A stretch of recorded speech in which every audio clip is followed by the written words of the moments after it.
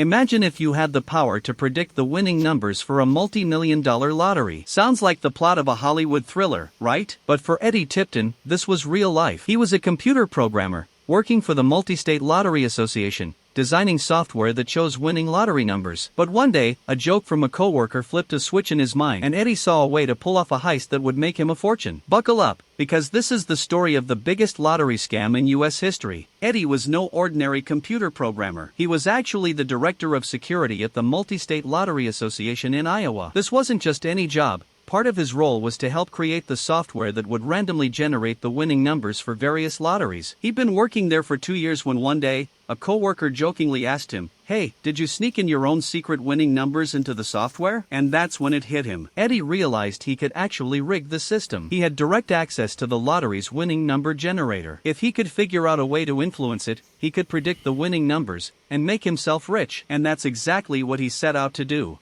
Eddie started small. He wrote special code that would help him predict the winning numbers for a lottery happening all the way in Colorado, with a jackpot of $4.8 million. But Eddie couldn't play the lottery himself. He was an employee, and it would be way too suspicious. So he needed a partner. Who does Eddie call? His own brother, Tommy, a sheriff's deputy, of all things, who just happened to be planning a trip to Colorado to look for Bigfoot. Yes, you heard that right. So Eddie told Tommy, "Hey, while you're hunting Bigfoot, play these lottery numbers for me." And sure enough, when the numbers were drawn, Tommy had a winning ticket. After splitting the $570,000 prize with his brother, Eddie saw how easy this was. Over the next decade, he kept rigging winning numbers for lotteries in Kansas, Wisconsin, Oklahoma, and beyond. The payouts got bigger and bigger. $222,000 here, $780,000 there. Eddie was raking in the cash. But eventually, he got a little too greedy. In 2010, Eddie rigged the numbers for a lottery called the Hot Lotto, with a massive $16.5 million